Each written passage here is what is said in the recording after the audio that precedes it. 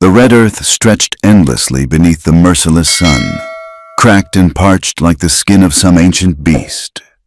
Dust devils danced across the barren landscape, spinning their wild waltz before dissolving into the shimmering heat. Above, black vultures circled lazily, their wings cutting dark shapes against the bleached sky. In the distance, the sparse forest clung to life, its twisted mesquite and juniper trees standing like sentinels against the gray mountains that loomed on the horizon. Margaret Hawthorne stood in the doorway of her weathered cabin, her figure lean but sturdy, carved by years of hardship. Her hands, roughened by work, gripped the wooden frame as she surveyed the unforgiving land that had become both her prison and her sanctuary. At 37, she bore the marks of a woman who had lived through more than her share of sorrow. Her brown hair, streaked prematurely with silver, was pulled back in a severe bun that emphasized the sharp angles of her face. But it was her eyes that told the true story, gray as winter storm clouds. They held depths of sadness that even the brightest prairie sun couldn't penetrate. The cabin itself was a testament to resilience, built by her late husband Samuel's own hands. It stood defiant against the elements, its logs weathered to the color of old bones. The roof sagged slightly in the middle, patched with whatever materials Margaret could scavenge, and the windows, only 2 of them, were covered with oiled paper that let in a dim, amber light. Inside, the single room served as kitchen, bedroom, and living space, furnished with only the barest necessities: a rough-hewn table, 4 mismatched chairs, a cast-iron stove, and straw mattresses laid on the floor. It had been 3 years since Samuel's death. 3 years since the consumption took him and left her alone in this harsh land.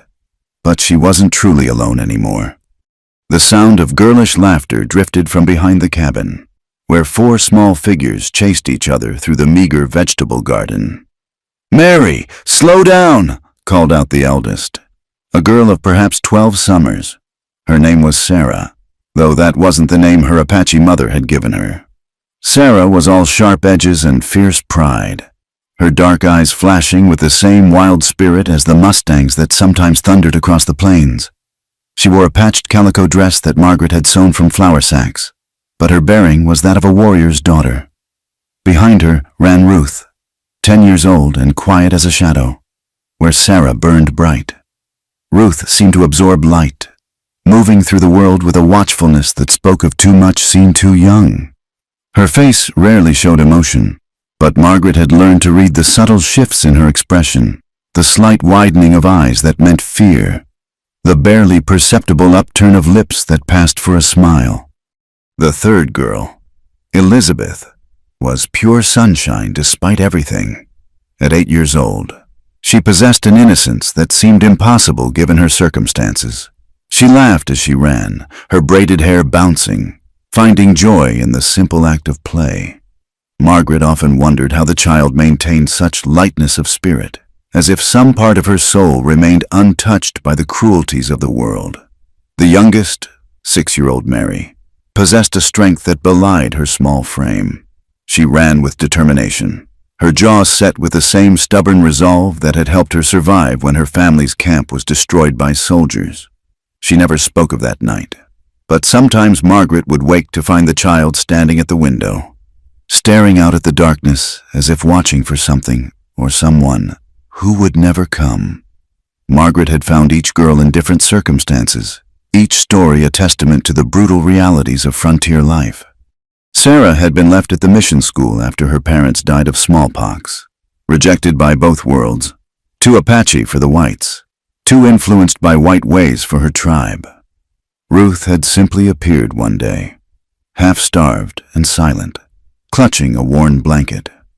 Elizabeth had been brought to Margaret by a traveling preacher who found her hiding in the ruins of a burned settlement. And Mary had been discovered by Margaret herself, curled beneath a creosote bush, the sole survivor of an attack that had left the desert painted with blood. The townspeople of Crenshaw, the nearest settlement some 15 miles east, had not taken kindly to Margaret's choices. She could still hear their voices, carried on the wind like the cry of coyotes. That Hawthorne widow's lost her mind, taking in those savage children. What kind of white woman raises Apache brats? It ain't natural. Mark my words, those girls will grow up to murder her in her sleep. It's in their blood. Samuel Hawthorne must be turning in his grave, seeing what his wife's become. Margaret had learned to shop quickly at the general store, to keep her eyes down and her responses brief. Mr. Patterson, the store owner, would serve her with thin-lipped disapproval, while his wife whispered behind her fan to the other ladies. The children stayed home during these trips. Margaret wouldn't subject them to the stares and cruel words that followed her like shadows. But silence had become her shield. She neither defended nor explained herself, simply endured. Let them talk. Let them judge. She had work to do. 4 young lives depended on her, and that was worth more than the good opinion of people who measured humanity by the color of skin. As the sun began its descent toward the mountains, painting the sky in shades of amber and rose, Margaret called the girls inside. They came reluctantly, as all children do when summoned from play, their faces flushed with exertion and happiness. This was the best part of her day, when the weight of the outside world fell away. And it was just the 5 of them in their small sanctuary. They gathered around the scarred wooden table for their evening meal, cornbread and beans, with a few precious vegetables from their struggling garden. Margaret watched as Sarah helped Mary with her portion, as Ruth quietly ensured Elizabeth got the largest piece of cornbread, as Elizabeth chatted happily about the rabbit she'd seen near the well. These small acts of care between the girls filled her heart in ways she couldn't express. After supper, as shadows lengthened across the floor, they settled near the stove. This was their ritual. These evening hours when Margaret would mend clothes by lamplight and tell stories. Sometimes she spoke of Samuel, of his gentle hands and kind heart, of how he'd planned to build a proper house someday with glass windows and a wooden floor. Other times she told tales her own mother had shared, stories of knights and princesses, of faraway lands where snow fell like feathers and the ocean stretched blue as the sky. The girls would listen with rapt attention, their dark eyes reflecting the lamplight. Sometimes Sarah would share an Apache story her grandmother had told her, speaking in a mixture of English and her native tongue. These moments were precious beyond measure, when cultures blended as naturally as streams flowing together to form a river. As the fire burned low and yawns became frequent, Margaret tucked each girl into bed, adjusting thin blankets and smoothing dark hair from foreheads. Mary, as always, clutched her hand a moment longer than necessary. "Will you always keep us, Mother Margaret?" the child whispered, using the name they'd all adopted for her. Margaret's throat tightened. "As long as breath fills my lungs and strength remains in these old bones," she promised, pressing a kiss to the girl's forehead. Later, alone in the darkness, Margaret sat by the dying fire and allowed herself the luxury of fear. How long could she maintain this fragile peace? The harvest had been poor, and winter was coming. The townspeople's hostility grew with each passing month, and lately, she'd heard rumors that made her blood run cold. Whispers of Apache bands searching for lost children, of tribal justice that recognized no white authority. She thought of Samuel, of how he would have loved these girls, and felt the familiar ache of loss. But alongside grief was something else, a fierce, protective love that surprised her with its intensity. She had buried her own babies, 3 small graves on the hillside, each loss carving out pieces of her soul. These 4 girls hadn't grown beneath her heart, but they had filled those empty spaces with their presence. Outside, a coyote howled, the sound lonely and wild. Margaret wrapped her shawl tighter and stared into the embers. Tomorrow would bring its own challenges. There was always washing to be done, water to be hauled, the endless battle against dust and privation. But tonight, 4 girls slept safely under her roof, and that was enough. "Lord," she whispered into the darkness, "I don't know your plan, but please help me keep them safe. Help me be strong enough." The only answer was the whisper of wind through the gaps in the walls and the soft breathing of sleeping children. Margaret rose, checking each girl once more before settling onto her own thin mattress. Tomorrow would come soon enough, with all its trials and sorrows. But for now, In this moment, they were together, they were safe, and they were family, bound not by blood, but by something stronger: choice, sacrifice, and love. The rooster's crow came too early, as it always did, pulling Margaret from dreams of green fields and gentle rain. She rose in the pre-dawn darkness, her movements quiet to avoid waking the girls. The morning routine was sacred in its simplicity. Stoke the fire, heat water for washing, prepare whatever breakfast their meager supplies allowed. Today it would be cornmeal mush with a precious drizzle of molasses she'd been saving. Outside, the land was beginning its daily transformation. The harsh edges of night softened as the eastern sky lightened from black to deep purple, then to rose. Margaret stepped out to the well, her breath visible in the cool morning air. The rope was rough against her palms as she drew up the bucket, and she paused to look across the landscape that had become her world. In the distance, she could see the small herd of cattle, all 6 of them, grazing on whatever sparse grass they could find. The drought had been hard on everyone, but especially on those trying to scratch out a living from this unforgiving earth. "Mother Margaret?" Ruth's quiet voice came from the doorway. The girl was always the first to wake, as if some internal alarm warned her that consciousness was safer than sleep. "Morning, child.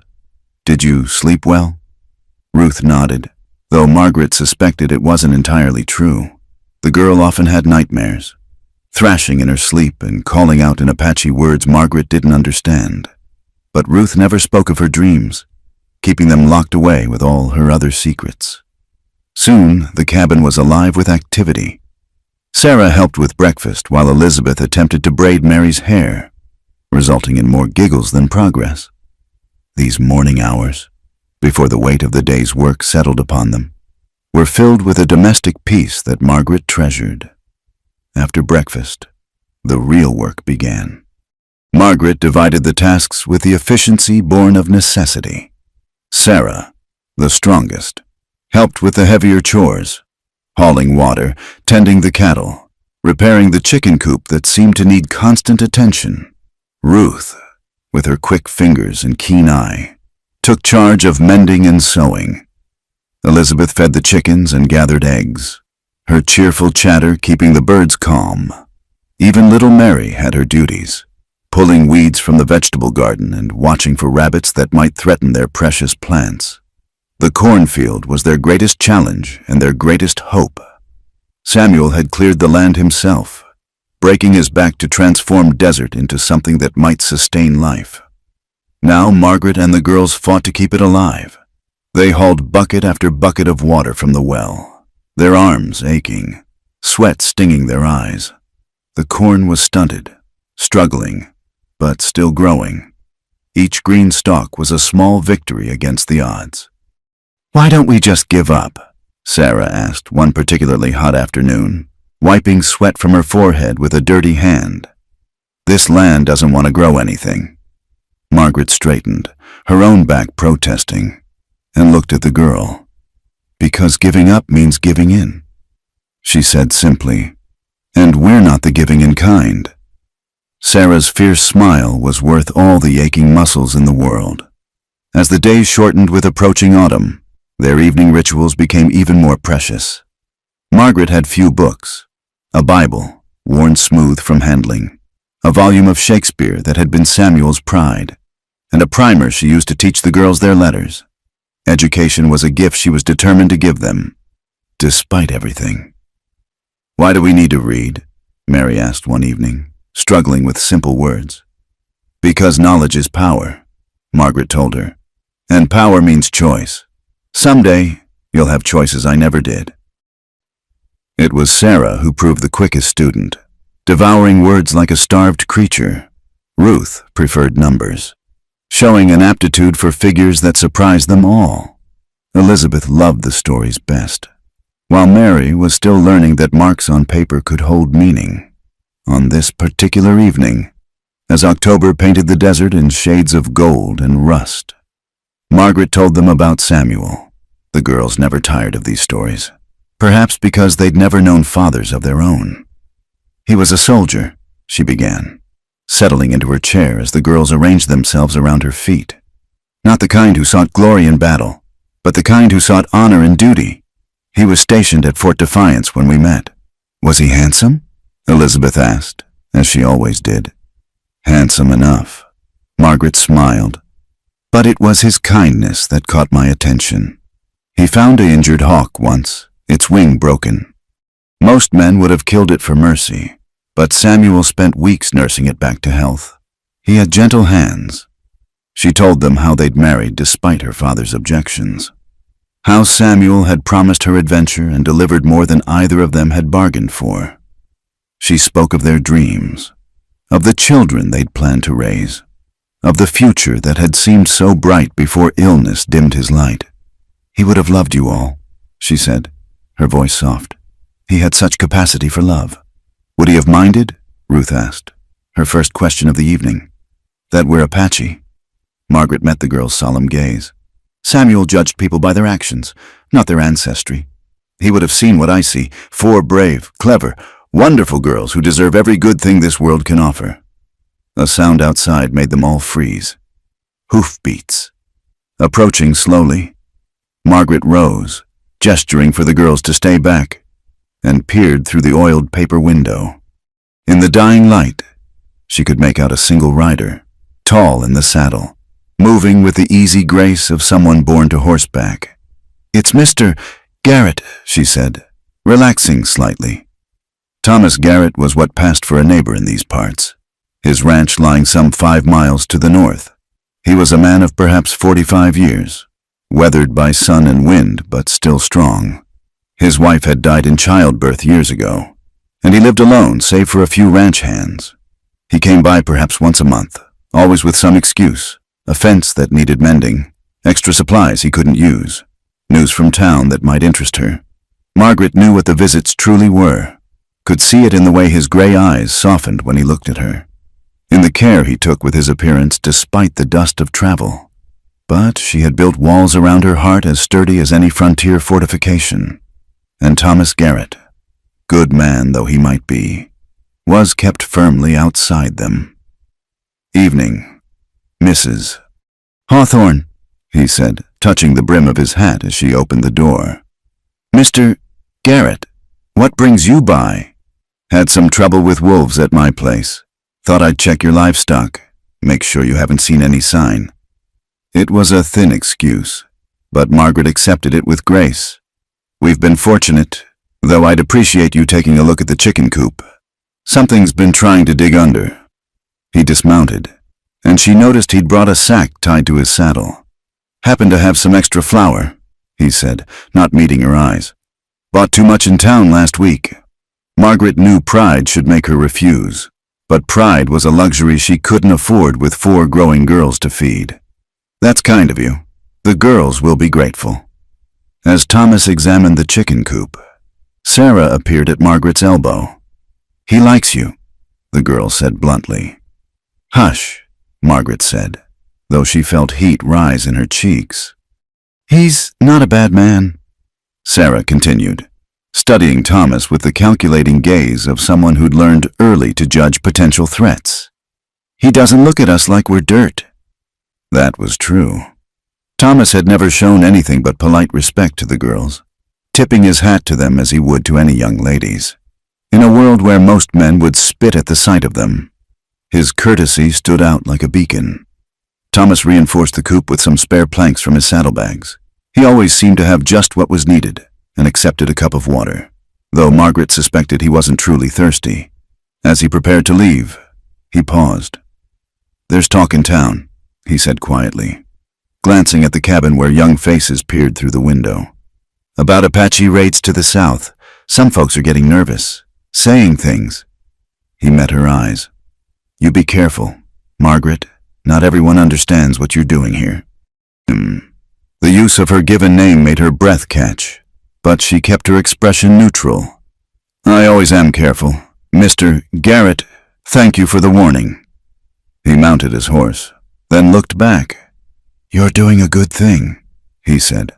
Don't let anyone tell you different. Then he was gone, swallowed by the gathering darkness. leaving Margaret standing in the doorway with an unfamiliar warmth in her chest. That night, after the girls were asleep, she allowed herself to think about Thomas Garrett, about his steady presence, his quiet strength, the way he helped without making her feel beholden. She thought about the loneliness that crept in during the dark hours, when the weight of responsibility pressed down like a physical thing.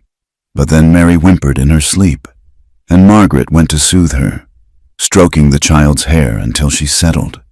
This was her life now, these 4 girls who needed her, who trusted her, who called her mother. There was no room for anything else, no matter how her traitorous heart might yearn for companionship. Outside, a wolf howled in the distance, and Margaret shivered despite the warmth of the stove. Thomas had been right to warn her. The world was full of wolves, some on 4 legs, some on 2, and she was just one woman, armed with nothing but determination and love. "Lord," she whispered, as had become her nightly ritual, "give me strength for tomorrow. Help me keep them safe one more day." The wind rattled the windows, and somewhere in the darkness, that wolf howled again. But inside the cabin, her girls slept peacefully, and Margaret took comfort in their quiet breathing. Tomorrow would bring its challenges, it always did. But tonight, they were fed, they were warm, they were together. In this harsh land, that was its own kind of miracle. She thought again of Thomas's words. "You're doing a good thing." Maybe she was. Maybe love could grow even in the desert, stubborn and unlikely as the corn in their field. Maybe 4 Apache girls and 1 white widow could indeed be a family, despite what the world said. Maybe was enough to build hope on, and hope was what kept her going when everything else failed. The rumors started as whispers carried on the autumn wind. Fragments of conversation overheard at the general store. Worried glances cast toward the western mountains. Apache bands were moving. People said, looking for something, or someone. Margaret first heard the full story from Mrs. Jameson, the minister's wife, who delivered it with barely concealed satisfaction. "They say Chief Naichi is gathering the scattered children," she said, her voice pitched to carry across the store. "Taking back what's his, he claims. Of course, those who harbor such children might find themselves in considerable danger." The threat was thinly veiled, but Margaret merely nodded and continued examining a bolt of cloth she couldn't afford. Inside, her heart raced like a trapped bird, but she'd learned to keep her fear hidden behind a mask of calm. That night, she watched the girls more carefully than usual.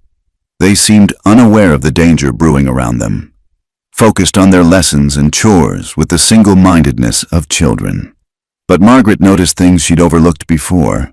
How Sarah sometimes stood perfectly still, head cocked as if listening to sounds beyond hearing. How Ruth's eyes tracked every movement outside the windows. How even cheerful Elizabeth grew quiet at unexpected noises. Only Mary seemed truly oblivious, too young perhaps to recognize the signs of approaching storm. The first real indication of trouble came 3 days later. Margaret woke to find fresh horse tracks circling the cabin, too many to count in the dim morning light. The riders had come in the night, circled their home like predators, then vanished without a trace. Nothing was disturbed. No attempt had been made to enter, but the message was clear. "We know where you are. Pack light bags," Margaret told the girls at breakfast, keeping her voice steady. "Just things you can't do without. Hide them under your beds." Sarah's eyes sharpened. "They're coming." It wasn't a question, and Margaret didn't insult her intelligence by denying it. "Maybe, but we prepare for storms even when the sky is clear." That evening, the storm arrived in earnest. Thunder rolled across the desert, unusual for October, and lightning turned the landscape into a series of stark photographs, brilliant white, followed by absolute darkness. The rain came in sheets, drumming against the roof and finding every weakness in their defenses. The girls huddled together near the stove, and Margaret told stories to distract them from the violence of the weather. But beneath her calm voice, she listened for other sounds. Hoofbeats, voices, anything that didn't belong to the storm. "Listen," Ruth said suddenly, and they all froze. Through the rain came a different sound, the howl of wolves. Too close for comfort, but there was something wrong with it, something that made the hair rise on Margaret's neck. She'd heard wolves before, and this was different, too deliberate, too patterned. "Those aren't wolves," Sarah whispered, and Margaret knew she was right.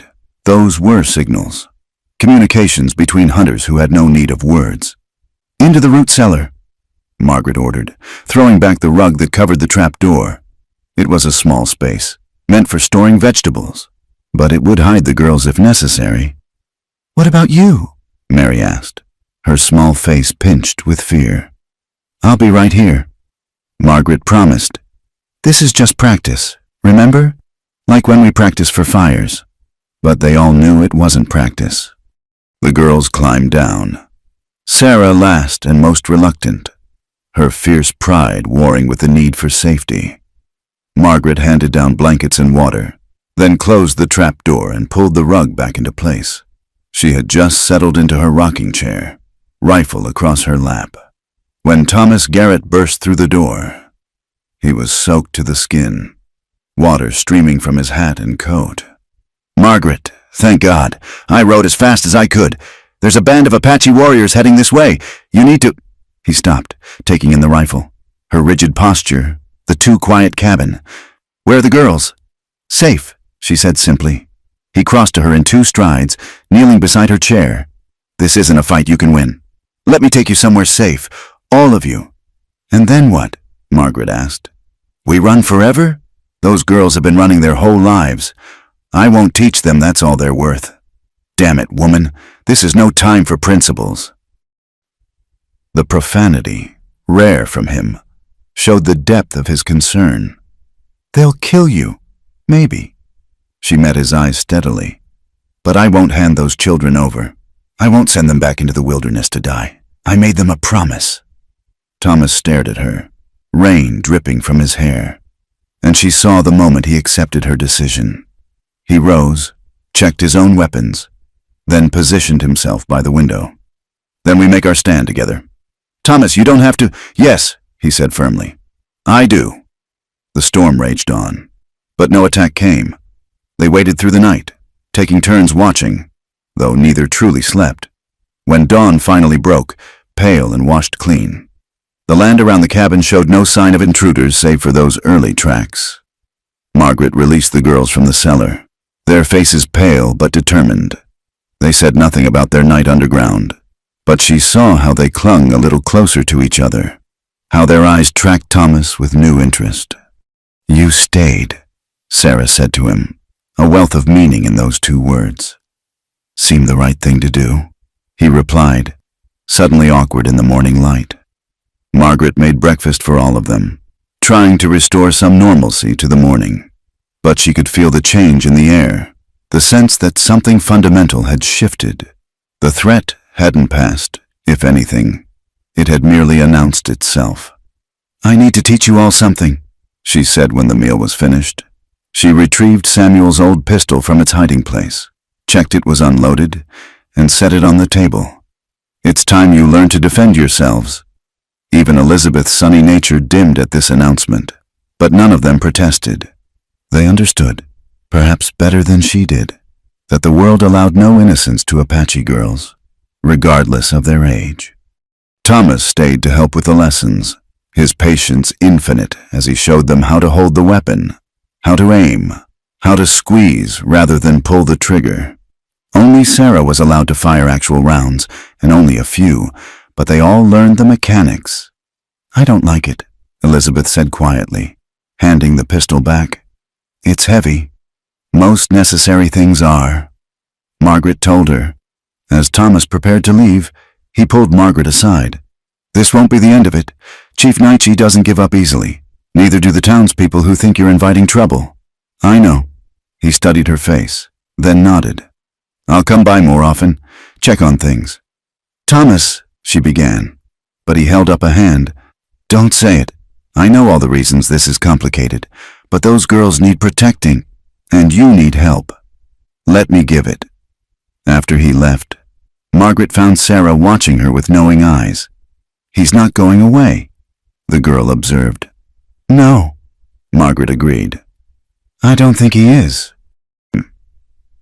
That night, she reinforced the door with additional boards and moved the girls' bedding away from the windows. She taught them a whistle signal, 3 short, 2 long. That meant danger. She showed them where she kept extra ammunition, made sure they knew the safest path to Thomas's ranch if something happened to her. You're scaring us, Mary said, her bottom lip trembling. Margaret gathered the youngest into her arms. I'm preparing us, she corrected gently. There's a difference. Being scared is natural. Being ready is smart. They went through their evening routine. Supper, lessons, stories. But the shadow of threat hung over everything. When Margaret told them about Samuel that night, she chose a different kind of story. He was in a battle once, she said. Outnumbered 3 to 1. Everyone said they should retreat, give up the position.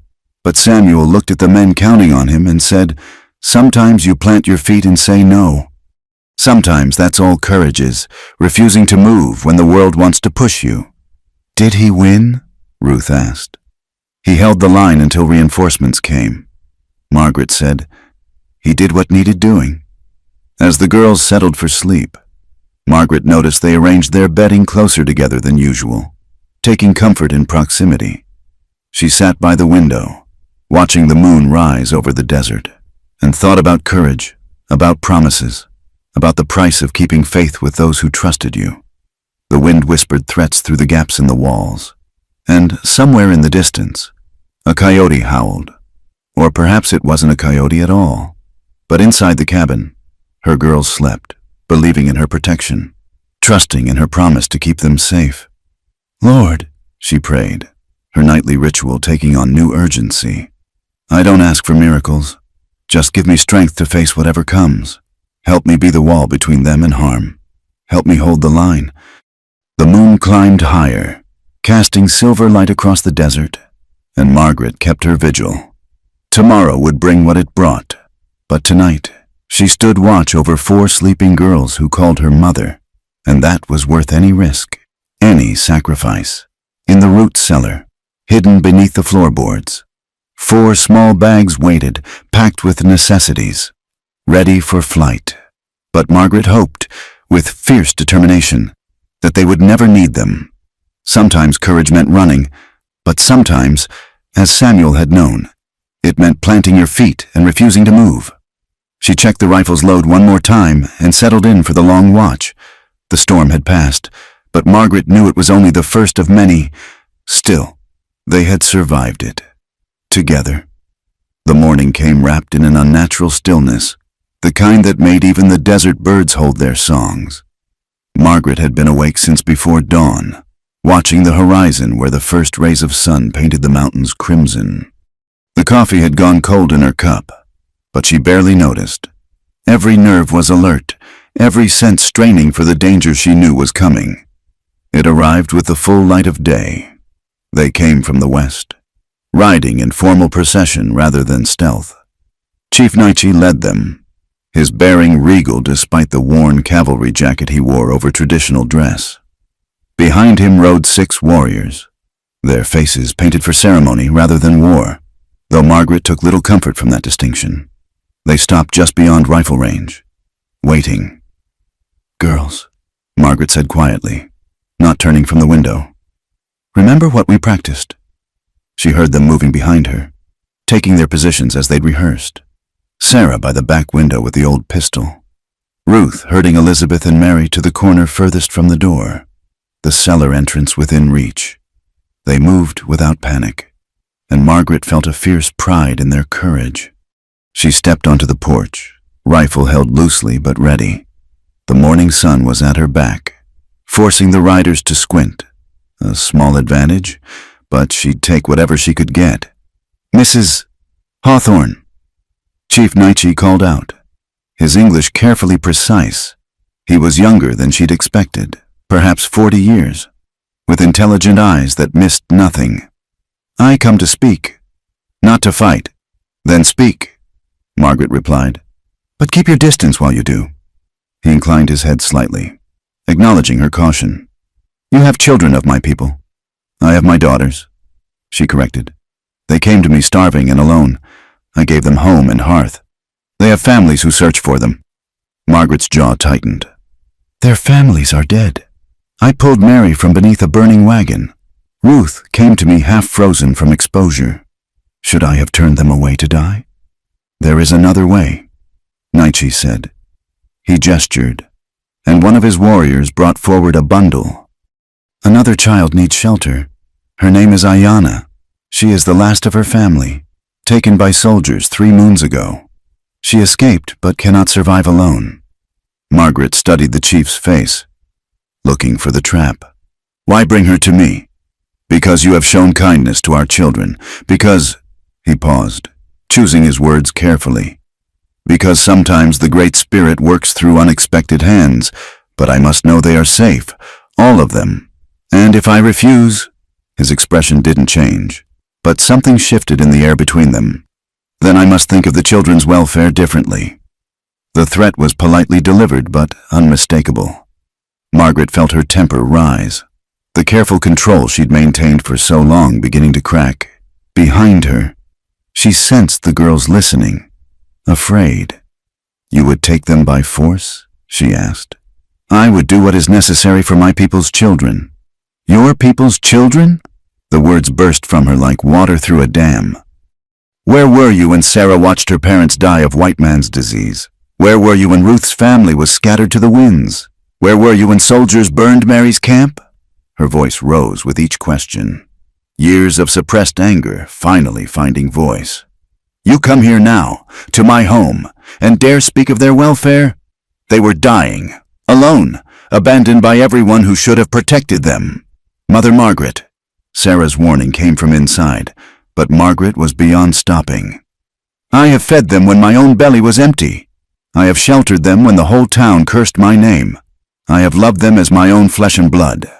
And now you sit there on your horse and demand one more, as if they were horses to be traded?" Tears were streaming down her face now, but her rifle never wavered. "Enough!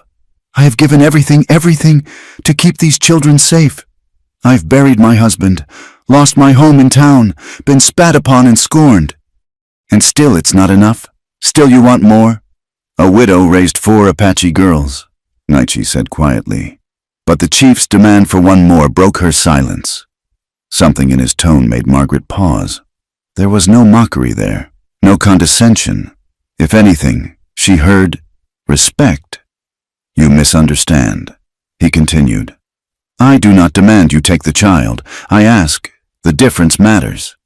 Margaret wiped her face with her free hand, struggling to regain composure. Inside the cabin, she could hear Mary crying softly, upset by the raised voices. "Show me," she said finally.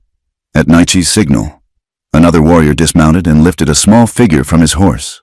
The child was perhaps 7 years old, thin as a reed, with huge dark eyes that held too much knowledge.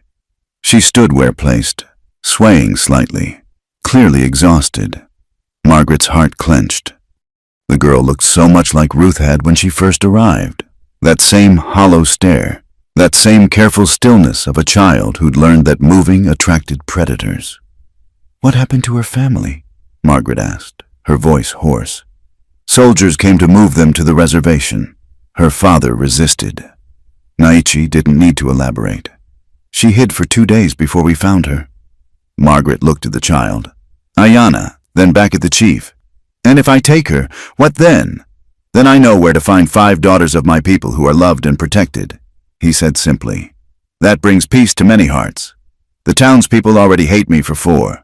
A 5th might be the final straw. The townspeople are not my concern. The children are." From behind her, Thomas Garrett's voice rang out. "Then maybe they should be your concern." He rode up from the east, dust swirling around his horse's hooves. Margaret hadn't heard him approach, focused as she was on the confrontation.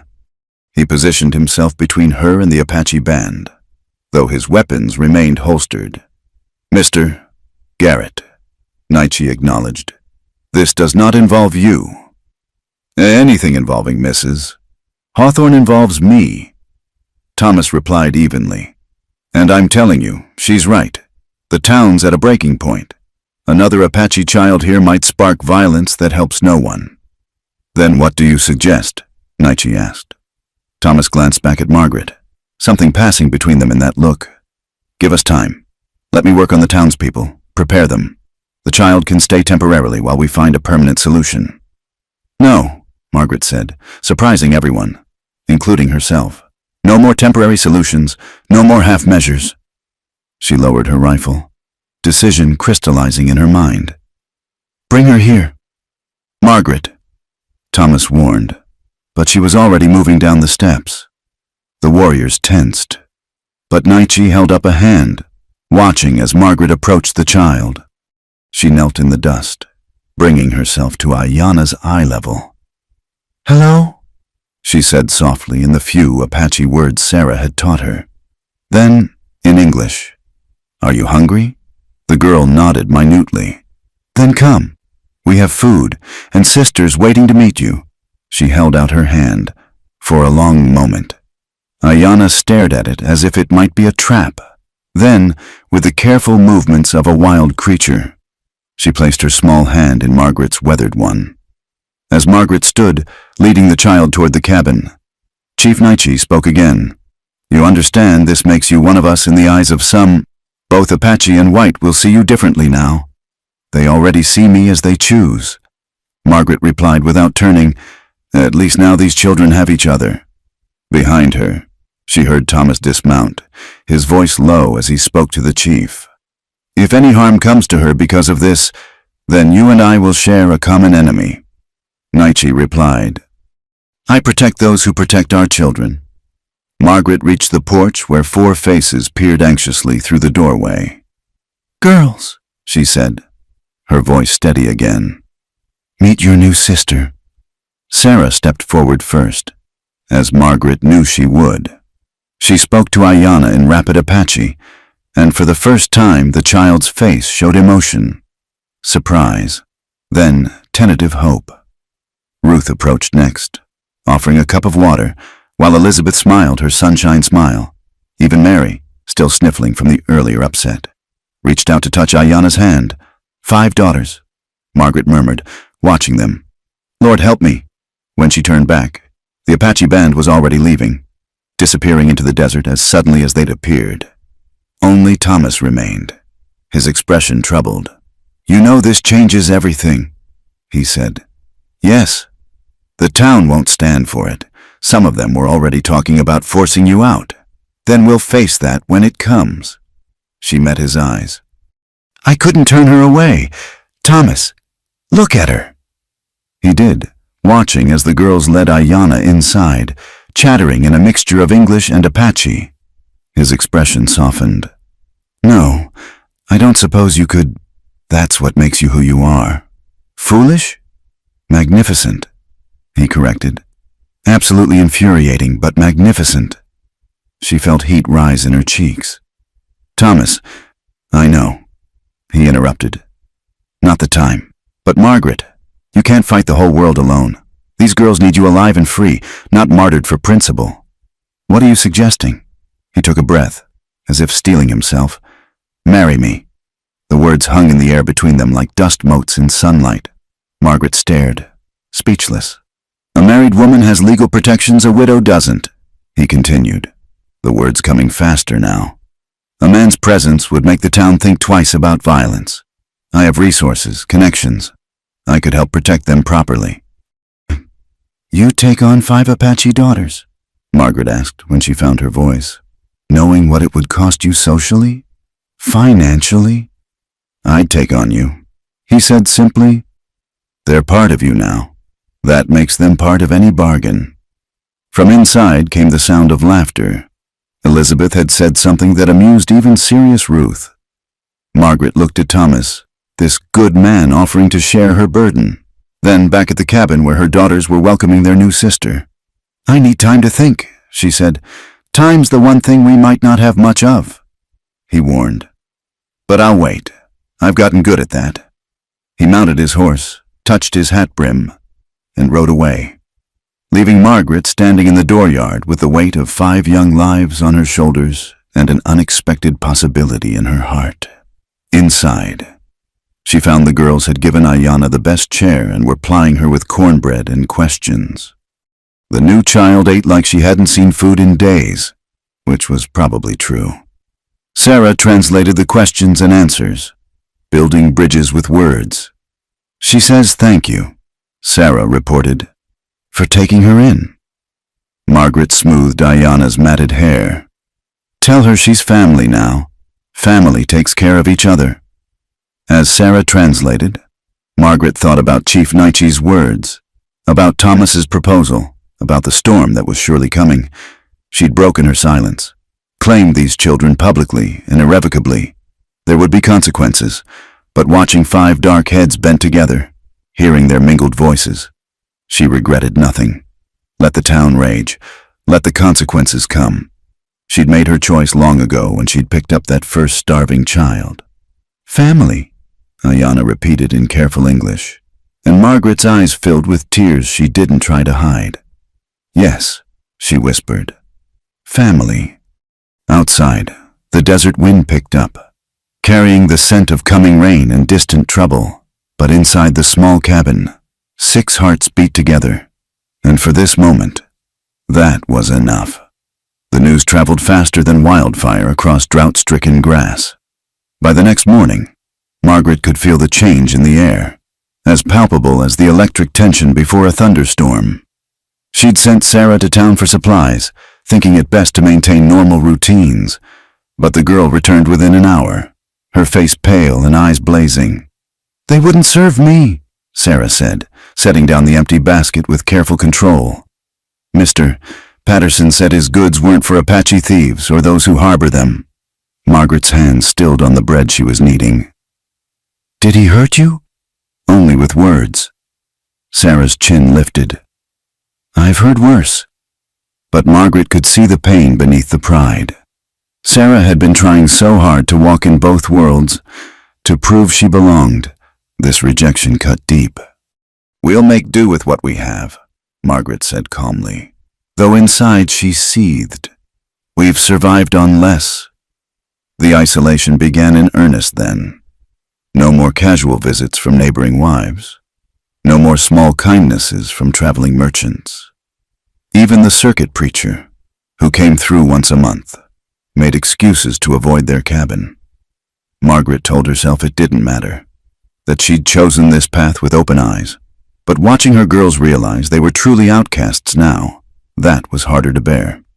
3 days after Chief Naichi's visit, the first delegation arrived, 5 men from town, led by Judge Carlton, a man whose prosperity was built on contracts with the army and whose hatred of the Apache ran bone deep. They didn't dismount, staying on their horses like lords addressing a peasant. Mrs. Hawthorne, the judge began, his voice carrying the weight of assumed authority. We've come to discuss your situation. Margaret stood on her porch, rifle prominently displayed, though not aimed, behind her. She could sense the girls watching from the windows. There's nothing to discuss. Judge Carlton. On the contrary, you're harboring Apache children in violation of federal policy. Those children should be on the reservation or in government schools. These are my daughters, Margaret stated flatly. Legally adopted and registered at the county seat. I have the papers. The judge's face reddened. Papers can be revoked, especially when obtained under false pretenses. What false pretenses? I stated clearly who they were and my intention to raise them. Judge Morrison approved it himself. Morrison's gone east. One of the other men spat. And good riddance to Indian lovers. Thomas Garrett appeared then, riding hard from the direction of his ranch. He'd been coming by daily since his proposal, never pressing for an answer but making his presence known. He reined in beside the delegation, his hand resting casually near his sidearm. Gentlemen, he said, though the word carried no warmth. Something I can help you with? This doesn't concern you, Garrett. Judge Carlton warned. I believe it does. I'm Mrs. Hawthorne's nearest neighbor. Her welfare concerns me greatly. Her welfare. The judge laughed harshly. She's made herself a pariah. No decent person will associate with her now. She'll get no supplies from town, No help with harvest, no protection if trouble comes. And trouble will come. Mark my words. Is that a threat, Judge? Thomas asked quietly. It's a prediction. The Apache wars aren't over. When the next raid comes, and it will come, people will remember who invited them in. Margaret felt something snap inside her. Invited them? I took in orphan children. Children our so-called civilization left to die. Savage children, another man corrected, who'll grow up to be savage adults. It's in their blood. The only savagery I see, Margaret shot back. It's grown men threatening women and children. At least the Apache came to my face. You whisper in shadows and call it righteousness. The judge's face darkened further. You've made your choice, woman. Live with the consequences. But don't come crying to the town when those brats show their true nature. They wheeled their horses and left, dust rising in their wake like a prophecy of storms to come. Thomas dismounted, his face grim. It's worse than I thought. They're organizing. Margaret, there's talk of forcing you out. Let them try. But even as she said it, Margaret felt the weight of their isolation pressing down. 5 children to feed with no access to supplies. Winter coming with no way to buy what they couldn't grow or make. That evening, she gathered the girls around the table for a family meeting. Even little Ayana, still learning English, seemed to understand the gravity of the situation. Things are going to be hard for a while. Margaret told them honestly, the town has turned against us. We'll have to be completely self-sufficient. Because of us, Ruth said quietly. It wasn't a question. Because of ignorance and hate, Margaret corrected firmly. Never blame yourselves for other people's blindness. But if we weren't here, Elizabeth began, then I would be alone in an empty house with an empty heart. Margaret finished. You girls are not the problem. You're the blessing I never expected. Sarah leaned forward, her dark eyes intense. We can hunt. Father taught me before he died. Rabbits, deer, we don't need their supplies. I can gather herbs, roots, Ruth added. Grandmother showed me what's safe to eat. Even Mary piped up. I can help more with the garden. Ayana, understanding the tone if not all the words, placed her small hand over Margaret's weathered one and squeezed. Margaret looked around the table at these 5 brave souls and felt her heart might burst with fierce love. Then we'll survive together? We'll more than survive. We'll thrive, just to spite them. But the persecution escalated. Someone poisoned their well, forcing them to haul water from the creek a half-mile away. Fence posts were torn down in the night, letting the few cattle wander. One morning, Margaret woke to find a burned cross still smoldering in the yard, a warning that chilled her to the bone. Thomas was there within an hour of discovery, his face thunderous. This has gone too far. You can't stay here. Margaret, it's not safe. And go where? She asked tiredly. They stood by the charred wood while the girls did chores, trying to maintain normalcy. This is our home. It could be your grave. He gripped her shoulders, forcing her to meet his eyes. Marry me, today. We'll combine our properties, and I'll hire men to protect you all. My name still carries weight in the territorial government. You'd be ostracized too, she protested. I'm a man with money and connections. They'll grumble, but they'll think twice before moving against me directly. His hands gentled on her shoulders. And Margaret, it wouldn't just be for protection. These weeks, watching you with those girls, seeing your courage. I've come to care deeply for you all. She searched his face, seeing truth there. This good man was offering not just safety, but genuine affection, partnership, perhaps even love. But still she hesitated. I need to talk to the girls first, she said. This affects them too. That night, she put the proposition to them plainly. Sarah, predictably, was suspicious. He wants something. Men always do. He wants a family, Margaret said. And to help us, is that so hard to believe? Will he make us call him father? Mary asked in a small voice. I don't know. We'd have to work that out together. Ruth studied Margaret's face with those 2 wise eyes. You care for him.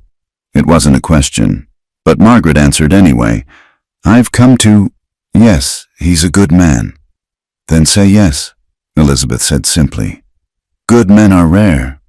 In the end, it was Ayanna who decided it. She'd been listening, understanding more than they realized, and she stood and walked to Margaret. In careful, newly learned English, she said, "Safe is good. Family, more good." The next morning, Margaret sent word with Thomas. They would marry at week's end, quietly, at his ranch. Judge Morrison might be gone, but the circuit preacher, despite his avoidance, was still legally bound to perform ceremonies. The town's reaction was swift and vicious. The windows of Thomas's ranch were shot out, his fences were cut, his water diverted. But Thomas had anticipated this and hired men rough customers who'd ridden with him in younger days and cared nothing for public opinion. Let them come. His foreman, a scarred former cavalry soldier named Jake, said while cleaning his rifle, "Been too quiet around here anyway." But it was the children who bore the worst of it. When Margaret took them to their wedding, dressed in their best mended clothes, people lined the street to stare and mutter. Someone threw mud that splattered Elizabeth's treasured dress. Margaret saw Sarah's hands clench into fists and quickly placed a restraining hand on the girl's shoulder. "We walk with dignity," she murmured. "Always dignity." The ceremony was brief, witnessed only by Jake and Thomas's cook, a Mexican woman named Rosa who looked at the girls with kind eyes.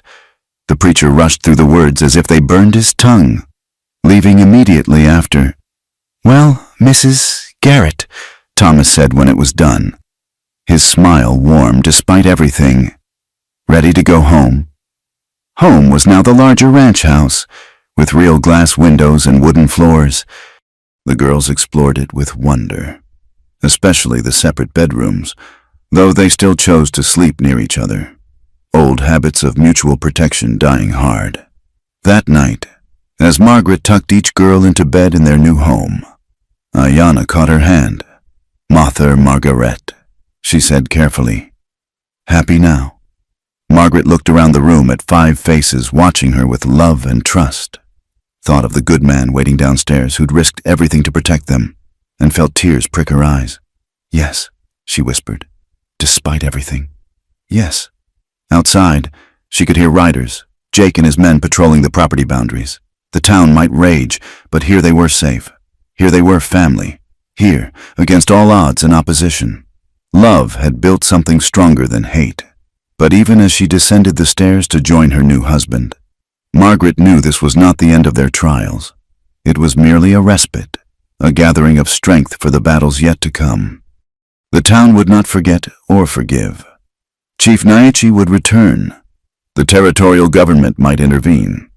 Yet, for tonight, with her daughters safe above and her husband waiting below, Margaret allowed herself to hope. They'd come so far already. The 6 of them, now 7. Surely, together, they could weather whatever storms lay ahead. Thomas stood as she entered the parlor, extending his hand. "No regrets?" She took it, feeling the calluses that spoke of honest work, the strength that promised protection. "None," she said, and meant it. Outside, a coyote howled, but it seemed distant now, less threatening. Inside, a new family was learning to be whole, and that was miracle enough for any lifetime. The attack came on a moonless night 2 weeks after the wedding. Margaret woke to the sound of breaking glass and Mary's terrified scream. She rolled from bed, reaching for the rifle they kept mounted on the wall, as Thomas burst from his dressing room already armed. "Get the girls to the cellar," he shouted. But Margaret was already moving. The house erupted in chaos. Windows shattered as rocks and bullets flew through them. Outside, men's voices raised in drunken fury, though whether they were Apache warriors or townsmen was impossible to tell in the darkness. Sarah had grabbed the younger girls, herding them toward the stairs with fierce efficiency. Ruth helped Ayanna, who was frozen with terror, while Elizabeth clutched Mary's hand. But as they reached the hallway, armed figures burst through the front door. "There they are, the Apache brats!" The men wore bandanas over their faces, but Margaret recognized the voice. Carl Hutchinson, one of Judge Carleton's cronies. This wasn't an Apache raid, this was the town, come to deliver its own version of justice. Thomas fired over their heads, driving them back momentarily. "Jake, where the hell are you?" But Jake and his men were fighting their own battle outside. The sound of gunfire came from the bunkhouse and barn. This was coordinated, planned. The attackers had waited until they thought the ranch was vulnerable. "Kitchen," Margaret ordered the girls. "The back door." They ran, crouched low, as more windows exploded above their heads. In the kitchen, Rosa waited with a cleaver in one hand and a cast-iron pan in the other, ready to defend her new charges with cooking implements if necessary. "This way, Nina's," she urged. But as they reached the door, it burst inward. More masked men poured in, and one lunged for Sarah. She twisted away, but another grabbed Ruth. The quiet girl surprised everyone by biting down hard on her attacker's hand, earning a curse and a backhand that sent her sprawling. That's when something snapped in Margaret, with a cry that came from somewhere primal. She charged. The rifle butt caught the first man in the stomach, doubling him over. She reversed it, ready to shoot. But Sarah had already grabbed a kitchen knife and was facing down another attacker with deadly intent. "You want them?" Margaret snarled. "You'll have to go through me." The scene descended into vicious close combat. Thomas fought 3 men in the doorway. Rosa swung her pan with devastating accuracy. Even little Mary kicked at shins and threw whatever she could reach. But there were too many attackers, and they were slowly being overwhelmed. Then Elizabeth did something unexpected. The sunny child who loved stories and songs began to sing, not in English, but in Apache, a war song Sarah had taught her. Her clear voice rose above the chaos, and suddenly Ayanna joined her. Then Ruth, then Sarah. The effect was electric. The attackers paused, suddenly reminded that these were not just obstacles to remove, but children singing in the face of death. And in that pause, salvation arrived. Chief Naichi and his warriors flowed through the broken windows like shadows given form. They made no sound until they struck, and when they did, it was with precision born of generations of combat. The masked townsmen, brave enough when attacking women and children, scattered before true warriors. "The house burns!" someone shouted, and Margaret smelled smoke.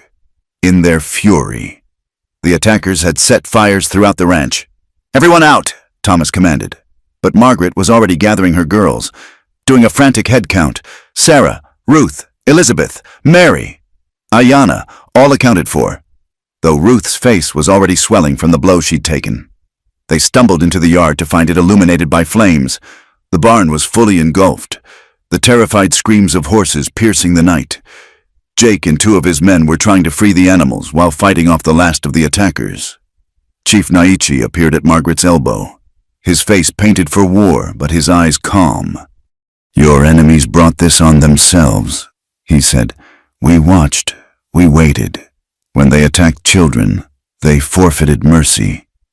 Margaret watched her new home burn and felt something die inside her, but something else was born.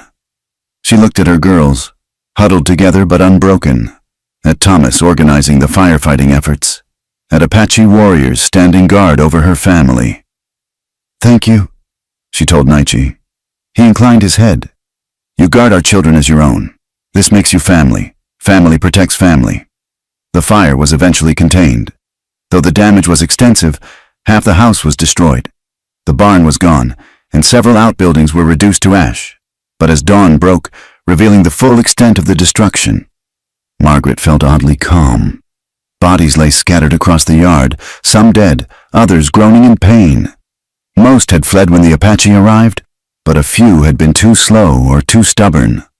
Thomas was grimly organizing their removal when Judge Carlton himself rode up with a contingent of territorial marshals. "What in God's name happened here?" the judge demanded, though his satisfaction was poorly hidden. "Your friends happened," Thomas said coldly. "Attacked my home. Tried to murder my wife and daughters. Chief Naichi and his men helped defend us." The judge's eyes narrowed. Apache on settler property, armed and violent? That's grounds for what? Margaret stepped forward, her nightgown torn and blood-stained, soot streaking her face, but her bearing regal. For protecting children from masked cowards? For defending a family from would-be murderers? One of the marshals, an older man with keen eyes, dismounted and examined the scene. "Looks clear enough to me," he said. Defense of home and family. These men, he nudged a groaning attacker with his boot, broke in armed and masked. In my book, that makes them the criminals. Marshal Cortez, surely you can't, Carlton began. I can and I do. Cortez cut him off. He turned to Margaret. Ma'am, do you want to press charges? Margaret looked at the judge, at the wounded men being loaded onto wagons, at her girls standing straight and proud despite their terror. No, she said finally. I think they've learned their lesson. But Marshal, I want it on record. Any further attacks on my family will be met with deadly force, and we won't be alone. Chief Naichi stepped forward. The Apache Nation recognizes Margaret Garrett as mother to our children. Any who harm her or hers will answer to us. It was a declaration of protection that made the judge pale. An individual ranch was one thing. The combined force of Apache warriors was another. This isn't over, Carlton warned. Yes, Thomas said quietly. It is. You've shown your true face. Judge, attacking women and children in the night, setting fires like common criminals. Your political career is finished. I'll make sure of it. As the judge and his men retreated, Margaret felt her knees begin to buckle. The adrenaline was wearing off, leaving only exhaustion and the full realization of how close they'd come to disaster. Mama Margaret, Mary cried, using the name for the first time as she rushed to support her. All 5 girls surrounded her, holding her up with their small bodies, and Margaret began to laugh, or perhaps cry. It was hard to tell. We're all right, she said, gathering them close. We're all together, and we're all right. The house, Ruth said quietly, looking at the smoking ruins, can be rebuilt. Thomas finished firmly, stronger this time, with better defenses. Chief Naichi approached one final time. We will leave warriors to watch until you rebuild. The town has shown it cannot be trusted. Thank you, Margaret managed. I don't know how to repay. Raise them well, he said simply, gesturing to the girls. Teach them both worlds, so they can walk between them. That is payment enough. As the Apache melted back into the desert and the sun climbed higher, Margaret surveyed their destroyed home, but her family was intact. Thomas's arm was strong around her shoulders. Rosa was already organizing temporary shelter in the remaining rooms. Jake and his men were rounding up scattered livestock. We survived, Sarah said, wonder in her voice. They came for us with everything, and we survived. More than survived, Margaret corrected. We won. They showed the territory their true nature, attacking children, burning homes. We showed ours, protecting family, standing together. Let them try to paint us as the villains now. Elizabeth, irrepressible even after the night's terror, tugged on Margaret's scorched nightgown. Does this mean we're famous now?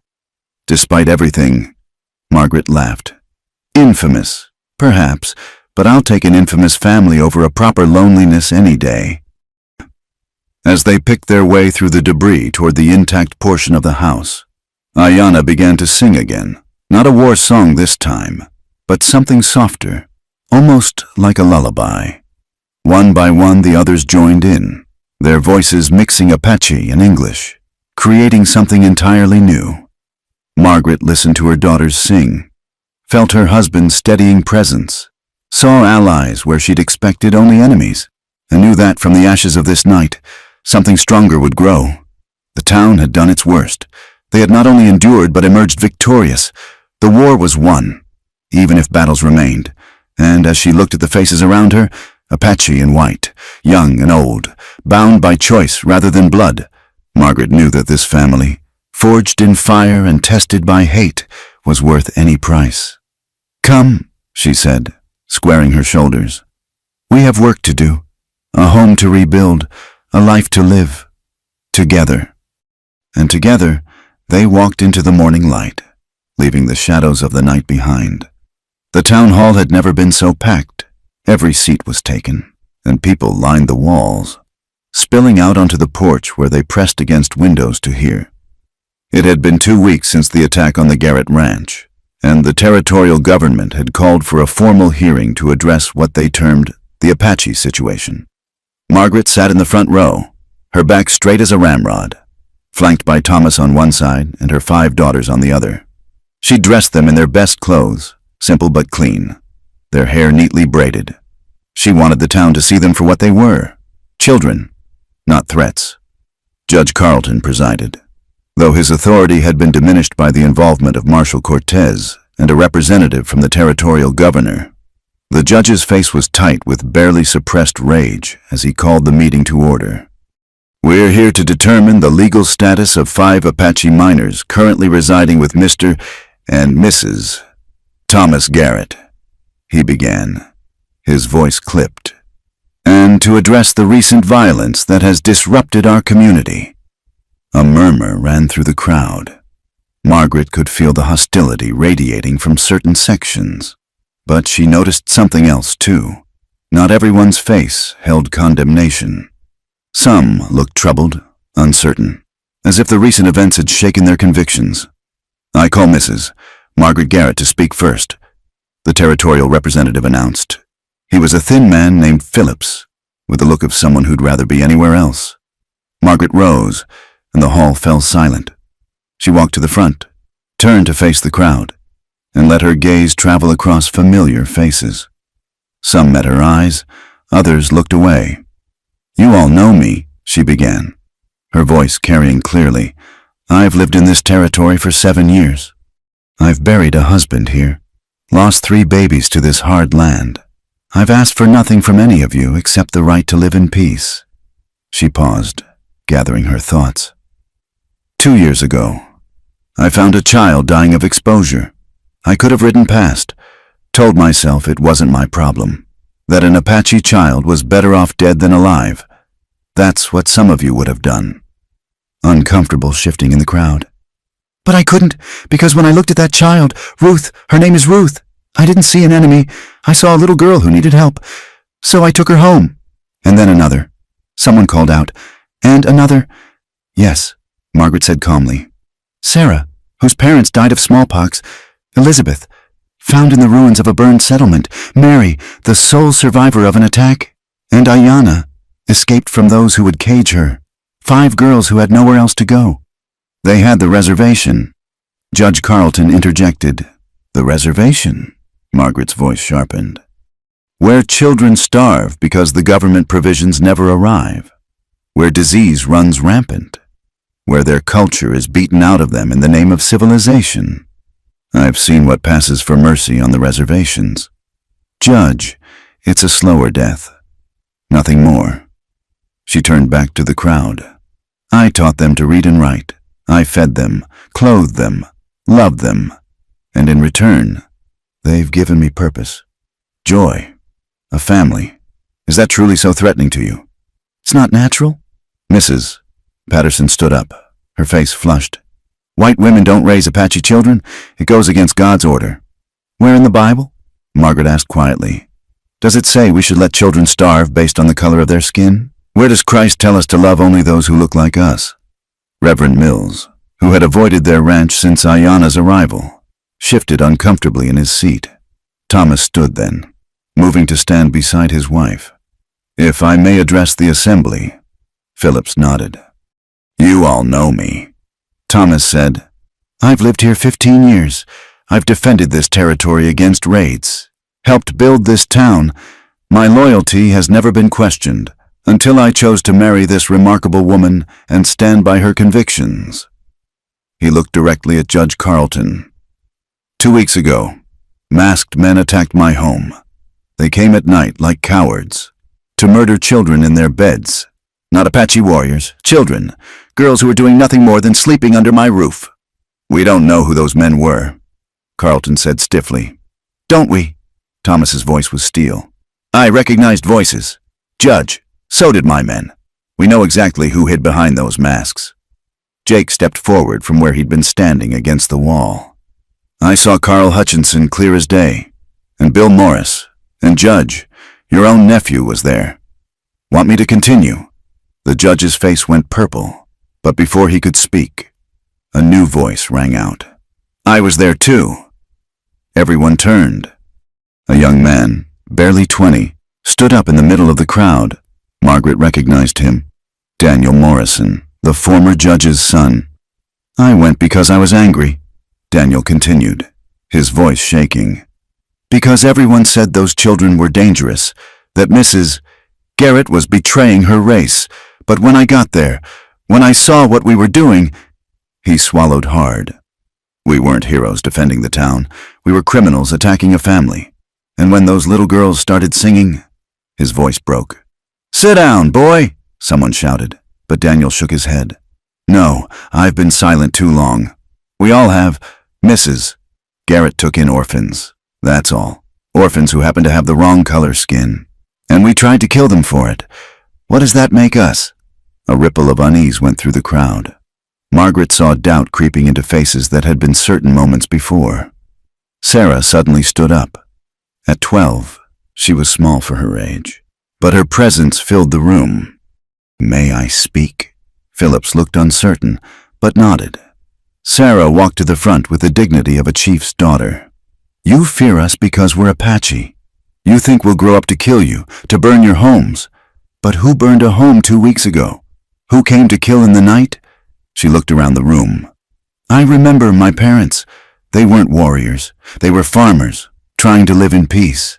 They died of white man's sickness, and no one would help because we were Apache. Mother Margaret helped. She saw children, not enemies. Her voice rose. You want us gone because you're afraid. But we're afraid too.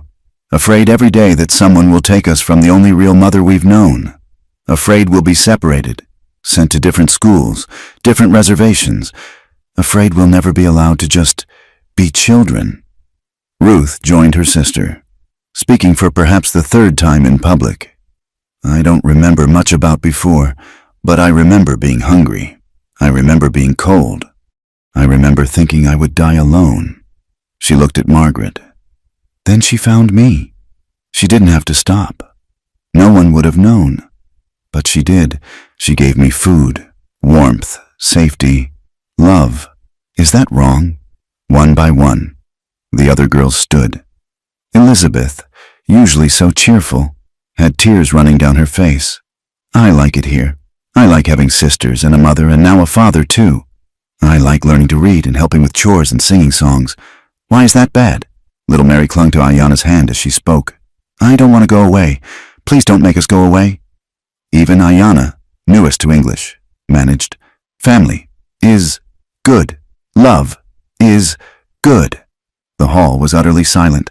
Margaret saw tears on more than one face. Doubt replacing certainty. Compassion beginning to crack through prejudice. Then Chief Naichi entered. He walked through the hall like he owned it, his warriors behind him. The crowd shrank back, fear replacing their newfound sympathy. He stopped before the officials' table. I come to speak for the children, he said. They are Apache by blood. Yes, but they are also something more. They are bridge builders. They learn both worlds. Someday, when our peoples must find a way to live together, these children will show the way. He turned to the crowd. You fear Apache warriors, but we are not your enemy today. Your enemy is the darkness in your own hearts that would murder children. We protected the Garrett family because they showed what you claim to believe, that all children deserve love and safety. Fine words. Judge Carlton spat. But what happens when these girls grow up? When they want to marry? Will you welcome Apache grandchildren in your homes? I will, a surprising voice said. Mrs.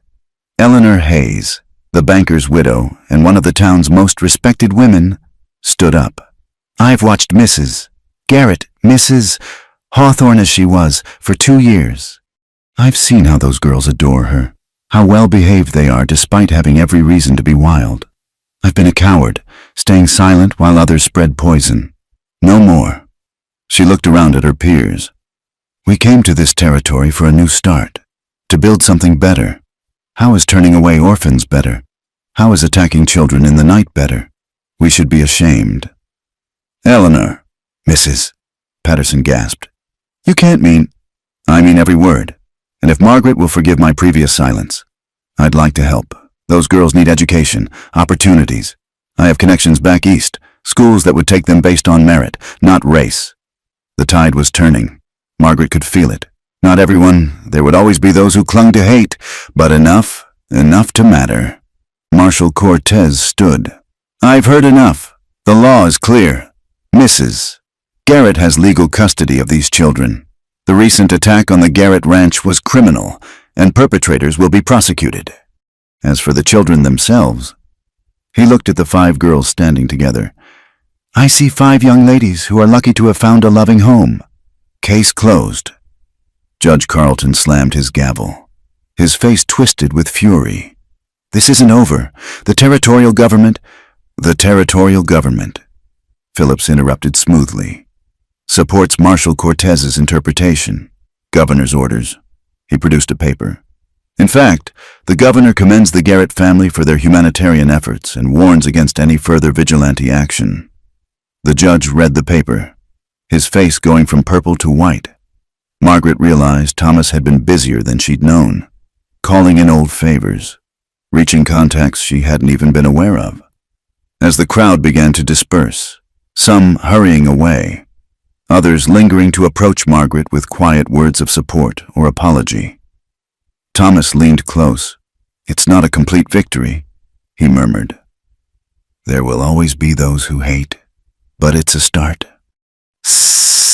Margaret watched her daughters being embraced by Mrs. Hayes, saw other women beginning to approach tentatively, and felt something ease in her chest. A start is all we need. Love grows slowly, but hate can die in a moment of understanding. Chief Nietzsche appeared at her elbow. You spoke well. The children spoke better. Perhaps there is hope for our peoples yet. Perhaps. Margaret agreed. Then, impulsively, thank you for everything. He almost smiled. Remember, bridge builders. That is their destiny now. Guard them well. As they prepared to leave, Daniel Morrison approached, hat in hand. Mrs. Garrett, I'm sorry. For everything. Could I help somehow? Make amends? Margaret studied his earnest young face. Can you teach? The girls need to learn mathematics beyond what I can teach. His face lit up. Yes, ma'am. I'd be honored. As they walked from the hall, Ruth slipped her hand into Margaret's. Did we win? Margaret looked at her family. Thomas organizing their wagon, the other girls chattering with nervous relief. Townspeople watching with expressions ranging from acceptance to curiosity rather than hate. We survived, she said. We spoke truth. We changed some minds. That's a kind of victory, and we're still together. Ruth added quietly. Yes. Margaret squeezed her hand. That's the greatest victory of all. The sun was setting as they headed home, painting the desert in shades of gold and crimson. Behind them, the town was forever changed, not transformed, but cracked open just enough for light to enter. And sometimes, Margaret knew, that was how the world changed. Not in great revolutions, but in small moments of courage. One heart at a time. The fire started just after midnight, 3 months after the town meeting. Margaret woke to the acrid smell of smoke and the sound of horses whinnying in terror. She shook Thomas awake, already knowing what they would find. Fire! She shouted, rousing the house. Everyone up! Now! The barn was already engulfed, flames leaping toward the star-filled sky. But this was no accident. Margaret could see multiple fire points, strategically set. Whoever had done this had learned from the last attack. This time, they meant to leave nothing standing. The horses! Sarah cried, already running toward the inferno. No! Thomas caught her. It's too late for the barn. We saved the house. They formed a bucket brigade, all 7 of them plus Rosa and Jake's men, hauling water from the well with desperate efficiency. But the fire was spreading too fast, driven by an unseasonable wind that seemed determined to feed the flames. The house is lost! Jake shouted over the roar. We need to get everyone to safety. Margaret looked at her home, the place where she'd built a new life with Thomas, where her daughters had begun to heal and grow. The rebuilt sections from the last attack would burn just as easily as the old, everything they'd worked for, everything they'd built. The children, she said, her voice steady despite the tears streaming down her face. Get the children to safety first. I'm not leaving you, Ruth declared. her usually quiet voice fierce. "Neither am I," the others chorused. "We stand together," Sarah added, gripping a bucket with white knuckles. "Family doesn't run." Thomas made a sound that might have been a sob or a laugh. "Then we fight together. Jake, organize the men. We make our stand at the creek. If we can keep the fire from jumping it, we might save the orchards at least." They fought the fire with everything they had, but it was a losing battle, one by one. The buildings fell, barn, house, bunkhouse. Even Margaret's beloved kitchen garden was consumed. By dawn, the Garrett Ranch was a smoking ruin. They stood in the ashes of their life, covered in soot and exhaustion. Mary was crying silently, clinging to Ayanna. Elizabeth, for once, had no cheerful words. Ruth stood like a statue, her face blank with shock. Sarah's fists were clenched so tight her knuckles showed white through the ash. "It's gone," Margaret whispered. "Everything's gone." "Not everything," Thomas said firmly. He pulled her against him, then extended his arms to encompass all 5 girls. "We're alive. We're together. Buildings can be replaced." "With what?" Margaret laughed bitterly. "We've spent everything on rebuilding from the last attack. The cattle are scattered or dead. The crops are ash. We have nothing. You have us." Chief Nietzsche emerged from the smoke like a spirit, his warriors behind him. They led horses, some from the Garrett Ranch that they'd managed to save, others from their own herds. "We saw the fire from our camp," he continued. "We saved what we could." He gestured, and his men brought forward salvaged belongings, a few precious books, Margaret's sewing box, the girls' small treasures they'd grabbed in the evacuation. "Why?" Sarah asked, her voice raw. "Why do they keep doing this to us?"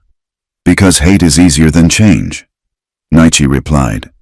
"But also because you represent something they fear, a future where the lines between peoples blur, where Apache and white can be family."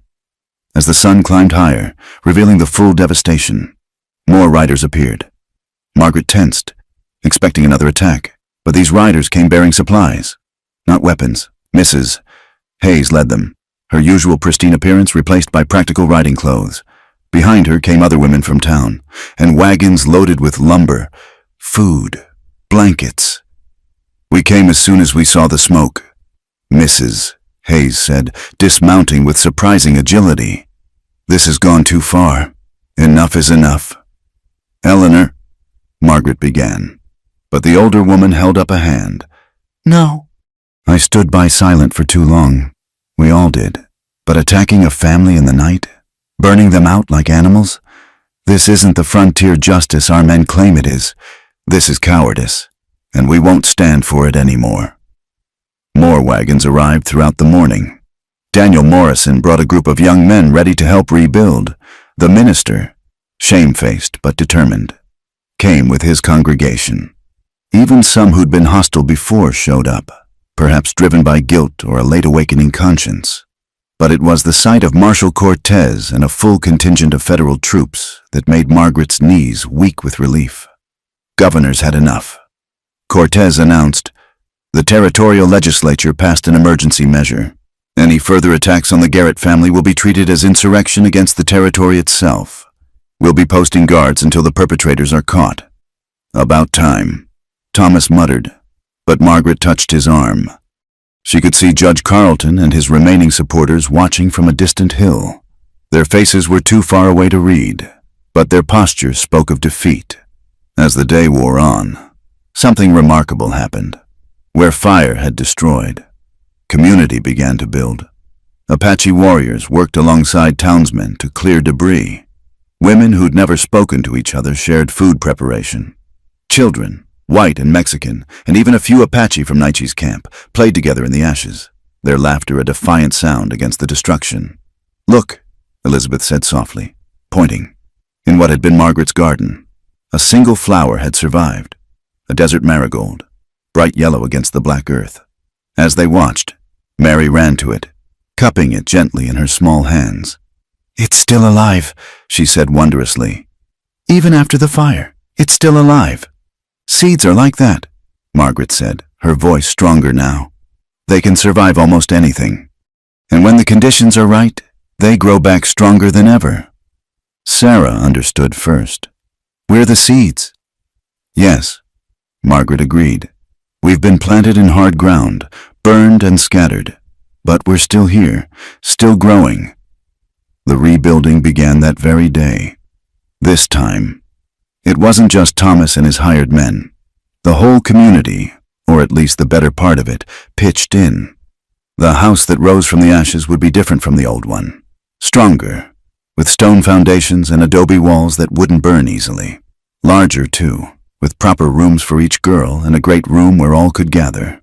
As sunset approached on that long, exhausting, miraculous day, Margaret found herself standing with her family where their front door would be. Thomas had his arm around her. The girls were arranged around them, tired but unbroken. Even Chief Naichi stood with them, having declared that Apache warriors would help guard the property until it was rebuilt. "We'll need to start over with everything," Thomas said quietly. "The cattle, the crops, all of it. We've started over before." Margaret replied, "We can do it again."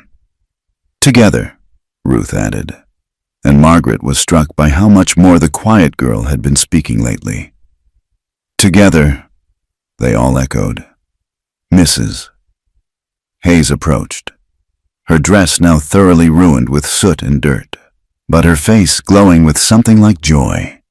"There's going to be a meeting tomorrow. The town's dividing, those who support you and those who don't. I think it's time for some changes in leadership."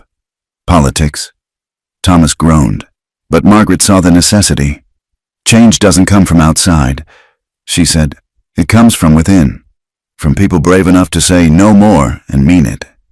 As the work crews began to disperse for the night, promising to return at first light, Ayana began to sing. It was a new song, one Margaret hadn't heard before, neither fully Apache nor fully the hymns they'd learned, but something in between, one by one. The others joined in, their voices weaving together in the gathering darkness. Margaret looked around at the ruins of their old life and the foundations of their new one. The fire had destroyed buildings, but it had also burned away the last of the town's unified opposition. From the ashes, something new was growing, a community that might, just might, learn to see beyond color to character. "You know, they'll try again," Thomas warned quietly. "Carlton and his type don't give up easily." "Maybe," Margaret agreed. "But look around. We're not alone anymore. And these girls—" She smiled at her daughters. Her fierce, brave, beautiful daughters. "They're going to grow up in a different world than we did. They're going to help make it different." The stars came out one by one, looking down on a scene of devastation and hope intertwined. Tomorrow would bring new challenges. It always did. But tonight, Margaret Garrett stood surrounded by love, supported by community, and protected by bonds stronger than blood. The fire had meant to destroy them.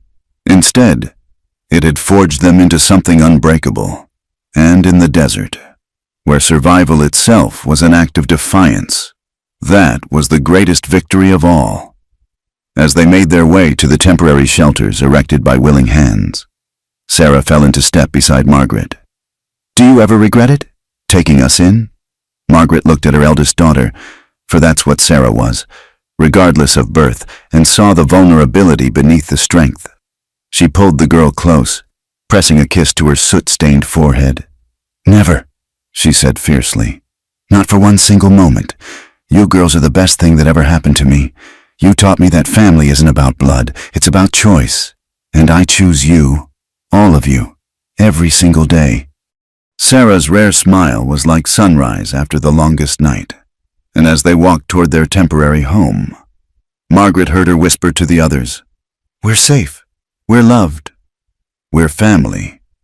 And they were, despite fire and hatred, despite persecution and loss. They were family, in the Wild West, where life was hard and death came easy. That was everything. The desert marigold, rescued from the ashes, sat in a cup of water on their makeshift table. Tomorrow they would plant it again, and around it would grow a new garden, like hope itself. It would put down roots in unlikely soil and bloom against all odds. Because that's what love does. It grows in the hardest ground. It survives the fiercest fires, and in the end, it changes the world, one heart at a time. Thank you for listening to this story of courage, family, and love conquering hatred in the Old West. Where are you enjoying this tale from? Please share in the comments below. We'd love to connect with listeners from around the world. Don't forget to subscribe to From Wild West channel and share your thoughts on Margaret and her daughter's journey. Your stories and perspectives make our community richer, just like the Garrett family enriched their frontier town.